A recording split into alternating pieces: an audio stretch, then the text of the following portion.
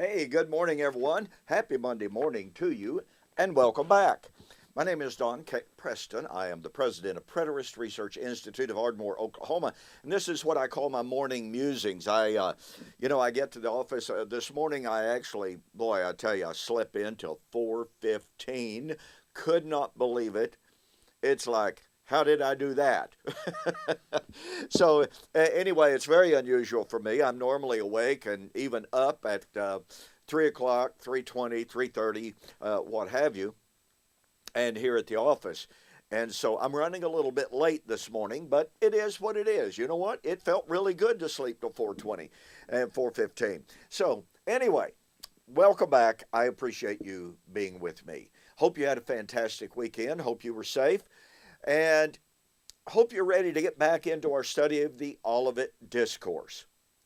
Now, we are looking at Jesus' prediction. It's in one way, what we're doing is reiterating what we saw earlier in regard to the apostasy that Jesus predicted, an apostasy of such great magnitude that was going to occur in the first century, that he said that the love of the majority of people would grow cold, Matthew 24 and verse 12.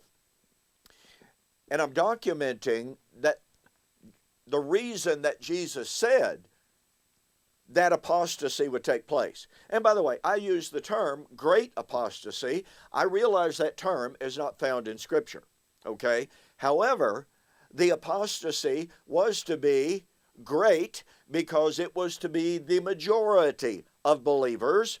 The majority would fall away. We'll have more to say about this as we continue to drive that point home. I mean, let's face it. If you're talking about an apostasy of the majority, then that's a great apostasy, right? Okay.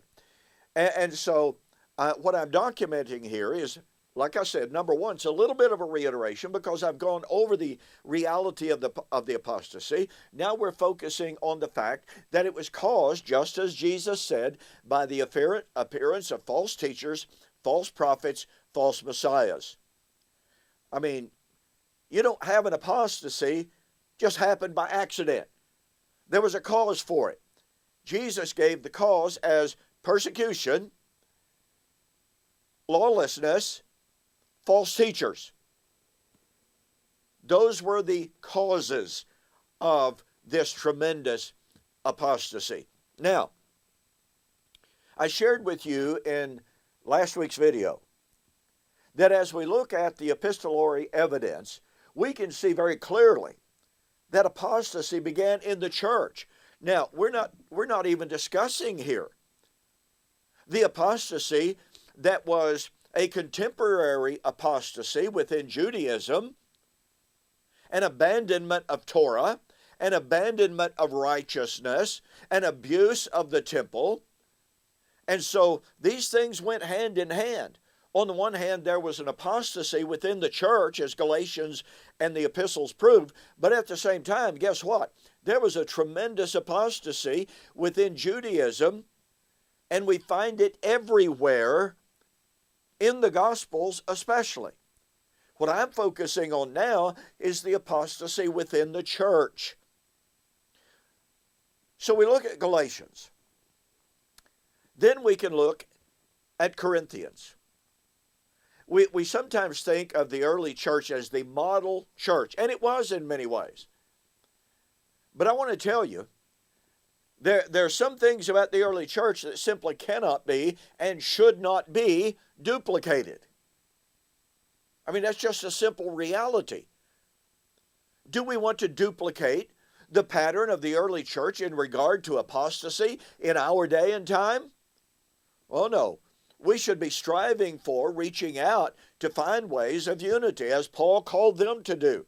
In 1 Corinthians chapter 1, he said, "Brethren, I beseech you that you all be of the same mind, that you all speak the same things, that there be no divisions among you." And yet, what happens in 1 Corinthians? Oh, by the way, and in 2 Corinthians. In 1 Corinthians, you have sectarianism, 1 Corinthians chapter 1, 1 to 3. Some say, "I am of Paul." Others say, "I am of Cephas." Some say, oh, no, I am of Apollos. And Paul's saying, no, that's wrong.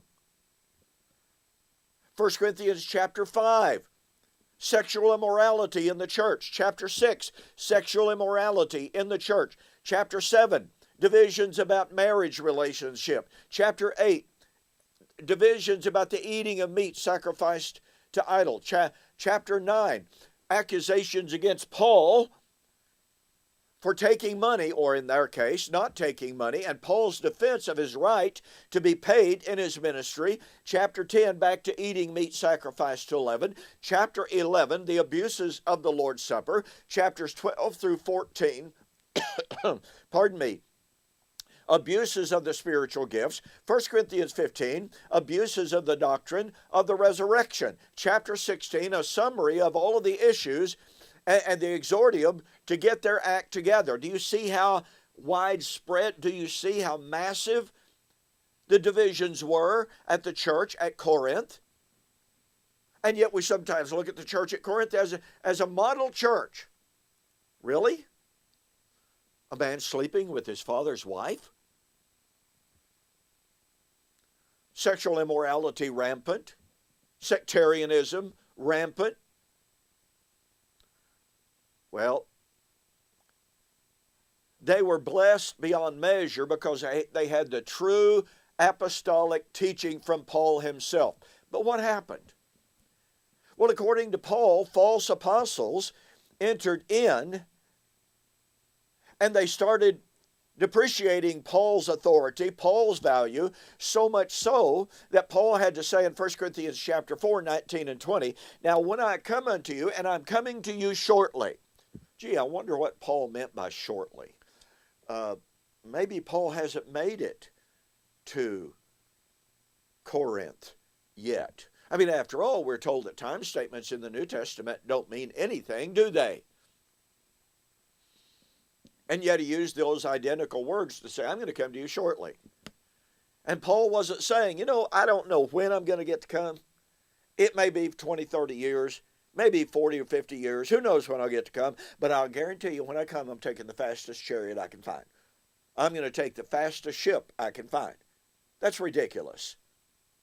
And thus the arguments against the imminence of the New Testament statements about the coming of the Lord are equally specious. Well, that's a digression. Point of fact is, Paul realized there were false teachers, false apostles in the church. And guess what he said?